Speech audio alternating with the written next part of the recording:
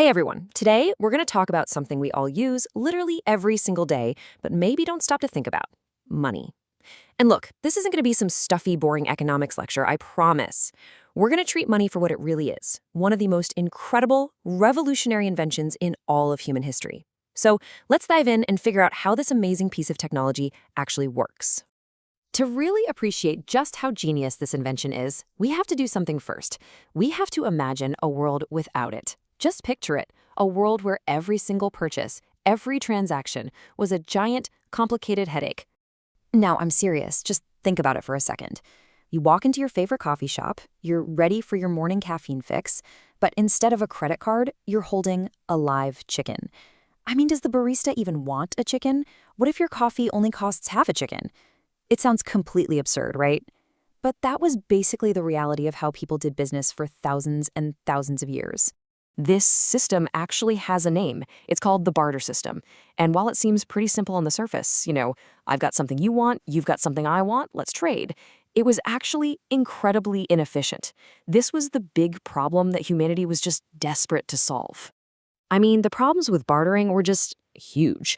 First, you had this thing called the double coincidence of wants. You had to find someone who not only had the thing you needed, but who also wanted the specific thing you had. Good luck with that. Then, how do you even agree on a price? Is one of my chickens worth one of your haircuts? Who knows? There was no common yardstick for value. Not to mention, you can't exactly split a live cow in half to buy an apple. And finally, if your wealth is just a pile of fish or bananas, it's gonna go bad. You couldn't save for the future. It was, simply put, a mess. And into all this chaos, this total mess, an idea emerged, a solution. And that solution was money. And the amazing thing is, it didn't just fix one of the problems with barter. No, it solved all of them with four incredible functions, or as I like to call them, it's four superpowers. Okay, superpower number one, it's a medium of exchange. This totally solves that double coincidence problem because everybody agrees to accept it. Superpower two, it's a unit of account. This gives us that common yardstick for value. We all know a coffee is 3 ducks, not a tenth of a chicken. Third, it's a store of value. You can stick it in a bank, and it won't rot. You can save for the future. And finally, it's a standard of deferred payment, which is just a fancy way of saying it makes loans and future contracts possible. Each one of these is a direct knockout punch to the nightmare of barter. Okay, so we get what money does, but what actually makes something good at being money, right?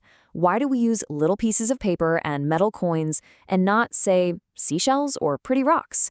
Well, it turns out there's a very specific checklist of qualities that anything has to have to be considered good money.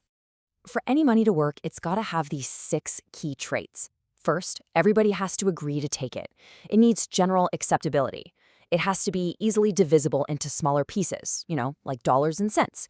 It's got to be durable. It can't just fall apart in your pocket. It has to be portable, easy to carry around. It needs to be homogeneous, which just means $1 is the same as any other dollar.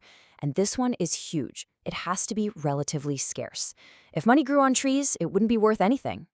All right, so we've got a pretty good handle on what money is. But the next really big question is, how much of it is there? And it turns out the answer isn't as simple as just counting all the bills and coins. Economists actually have a couple of different ways they measure the money supply. First up, you've got something called M1. The easiest way to think about M1 is that it's the fast money. It's all the physical cash floating around out there, plus all the money people have in their checking accounts. It's the money that's ready to be spent, like right now, on that cup of coffee. Then we zoom out a little bit and we get to M2. This is a much broader measure of money. It includes everything in M1, but then it adds in money that's a little harder to get to, like all the money in savings accounts or other kinds of time deposits. It's not money you're going to spend today, but it's still a huge, important part of the overall financial system.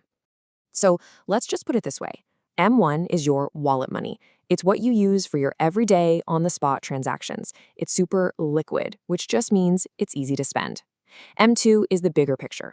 It includes all that M1 spending money, plus all the money we've tucked away in savings. It gives economists a much wider view of the financial health of the entire country. So, M1, M2, okay, who cares, right? Why do these weird definitions actually matter to you and me? Well, they matter a lot, because the total amount of money floating around in an economy has a direct impact on the prices we pay for everything. And this brings us to a really crucial economic idea. This idea is called the quantity theory of money. It sounds complicated, but at its heart, it's a very simple concept. It basically says there's a direct, predictable link between how much money exists and how much things cost. Now, you'll often see this idea boiled down to a famous little equation, MV equals PQ. Don't worry, we're not going to have a quiz. All the letters stand for something important, but for what we're talking about today, we just need to see that direct link between M, the money supply, and P, the price level of everything. In fact, let's just forget the algebra for a second. Here's what that equation really means, in plain English. If you have more money chasing the same amount of stuff, prices are going to go up. It's that simple. And that, in a nutshell, is inflation. And that is the whole point. That's why this matters. Central banks all over the world watch M1 and M2 like hawks, because managing the total supply of money is one of their most powerful weapons for keeping inflation under control and making sure the economy stays on track. It affects the price of your coffee, your gas, your house, everything. So when you boil it all down, money, whether it's a seashell, a gold coin, or just a number on a computer screen, it only works for one simple reason, because we all believe it works. It's a solution that's built entirely on a shared story, which kind of leaves you with a big question, doesn't it? As we face new and different problems, what's the next powerful story we're all going to agree to believe in? Thanks for joining me.